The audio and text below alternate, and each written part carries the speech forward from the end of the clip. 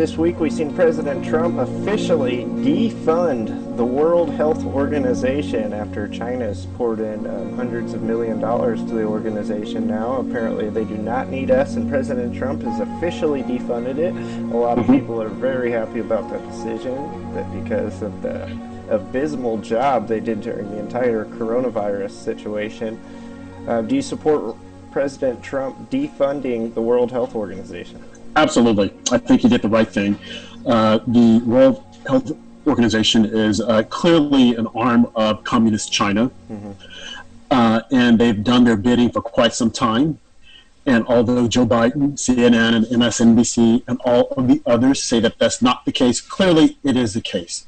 I mean, this group doesn't even want Taiwan as members of the World Health Organization. So we could take our money, the $400 million, and put it elsewhere. We were like one of the largest contributors of the World Health Organization. Why they can't fire the guy at the top is beyond my realm of thinking, but of course China has something to do with it. Folks, wake up, because if you don't, when all of this is over, the coronavirus shut down, and all these silly rioting, China is going to walk right in, and it'll be United States of China. Wake up and smell the political coffee. Don't be so dense. Come on, folks. Look at what's happening. The protests at the White House have been super crazy. I don't know if you've seen this, but 60 Secret Service men have already been injured on Sunday night. Yep. Defending the White House. And a Fox News reporter, Louis Vuitton, got attacked and robbed during the protest at the White House. Friday night, it got so dangerous, President Trump, they had to put in his bunker underneath the White House. Just another example of just the absolute looniness of these protests. President Trump stirred a lot of controversy when he said it was going to be MAGA night at the White House. I'm not sure what he was alluding to there, but it definitely got the media talking for a few hours. Right. What have you thought of the protests at the White House, Rob, and just crazy footage? Yeah, well, my thing is that, for one, they should have built a barrier that was, completely away from the White House. It was just too close. But, of course, had they done it, someone would have sued and say, hey, we have the right to protest here, et cetera, et cetera. But this is what I would say to my fellow brothers and sisters who are out there protesting, completely unaware as to the danger that they're putting themselves in. If you breach the walls of the White House, it won't be good. It won't be good for you. Because if you think you're going to be able to enter the White House and take out the president and his family, you're living in a fantasy world. It's not the same as breaking into Target.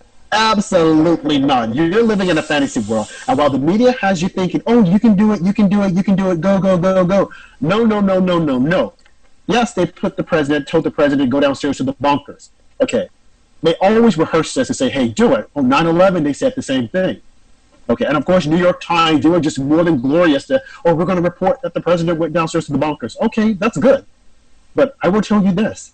If you think that you're going to breach the security and get to the White House and get to the president, you got another thing coming. Because although you might not like the president, and the media probably doesn't like him, but those guys are there to protect the president. And there is no way they're going to let you get to him. They will lose their life before you get to the president. So you might want to rethink this. And I think that tomorrow I would say to all the security, all the law enforcement, allow these people to protest, but put barriers that are completely away from a lot of these places. And the curfew, unfortunately, needs to start a lot earlier. And if they don't adhere to the curfew, start locking them up. Bring out the paddy wagon and lock them up. Plain and simple. Some of the property value in this looting is unbelievable. Last night in Portland, Oregon, a Louis Vuitton store got broken into and robbed, and I was not even aware of how much these Louis Vuitton purses cost. Oh, yeah. Some of them cost, I read in the article, they stole $85,000 purses. Yep. a purse, not like a new Dodge Viper or something like that. They got a purse for $85,000. Yeah. Several of them were stolen, just millions of dollars worth of inventory stole from the Louis Vuitton store. I'm sure Target lost out on millions of dollars in Minneapolis, and then they got hit again in Philadelphia today. Right. Philadelphia Target also got looted. I mean, the property damages are just racking up.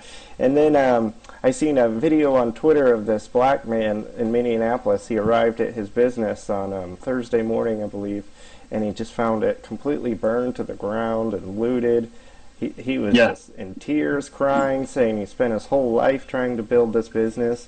And this is who the rioters and looters are really hurting. I seen that another lady, a video going viral, where she was talking about how she went to the Target to get her prescriptions filled. It was right across the street. She went to the Dollar Tree.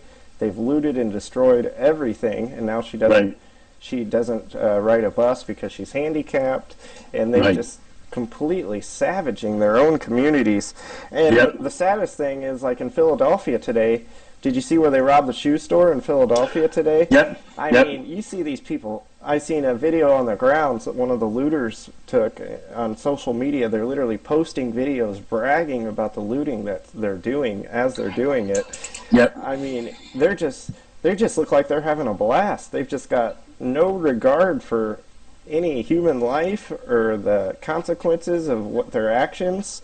I mean, it's just sad to see. I mean, we are seeing the lowest forms of humanity out this week. The Democrats have been defending these people. They've been letting these people out of jail. We've seen catch and release in cities like Seattle. And we're just seeing the chaos all catch up to us all at once. Illegals have been flooding into this country for years. I'm sure they're participating in these riots. I mean, this is just chaos, Rob. It's complete chaos. Like you said, the robbing of the expensive luxury stores, Louis Vuitton, Nike stores, and I even saw on, I think it was Saturday, someone was robbing a liquor store. What the heck does stealing liquor have to do with George Floyd's death? What the heck does Louis Vuitton, Nike, what? I mean, like, what? And then you want to say that these are protesters? And, we got to understand what they're going through. Again, I feel the pain, but I'm not about to go out and run to Union Square and trash the place, go to Target, and try to get inside the money machines. Are you serious? They don't look too upset about George Floyd when they're walking out of the store with 5 boxes of brand new Nike. Right, absolutely not. And if you were to ask some of them, why are you here? Oh, I'm just here. I'm just here with the rest of them. They don't know what the heck is going on. I heard in one newscast that even 10-year-olds were out looting. Like, are you serious?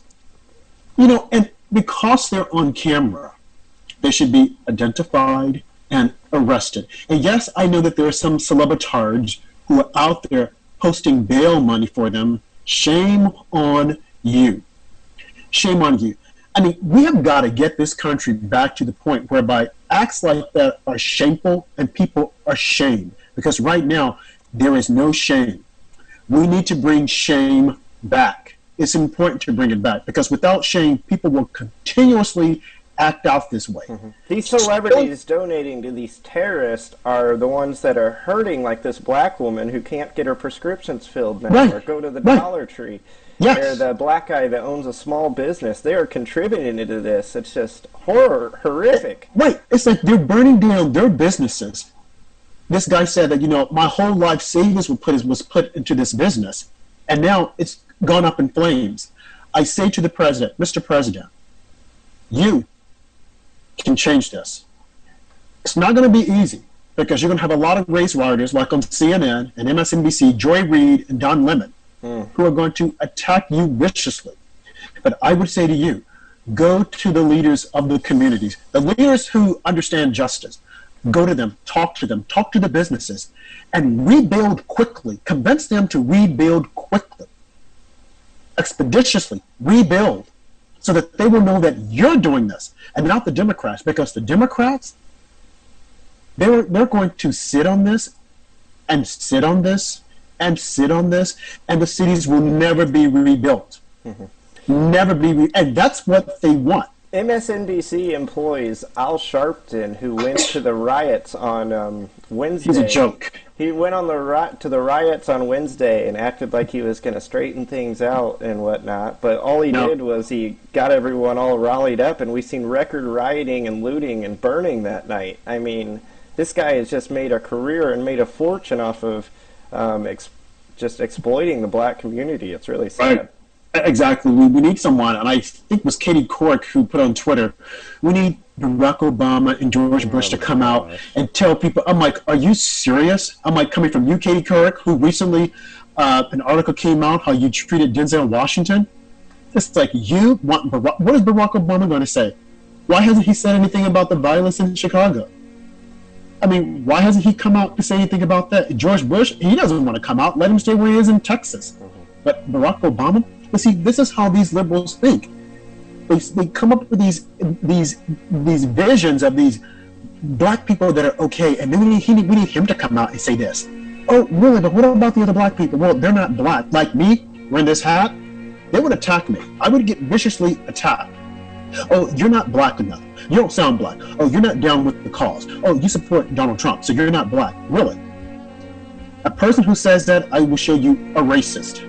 That is the racist. Anyone who's saying that. Joe Biden said it. Joe Biden is a racist. Okay? Because you don't get people saying that I can vote for whomever I want to vote for. I'm going to vote for the person who's going to affect change. Barack Obama never affected change. Okay? He only stirred the pot and caused more racial tension and division within the police department, within law enforcement. Again, folks, 2 black attorney generals. And they did absolutely nothing.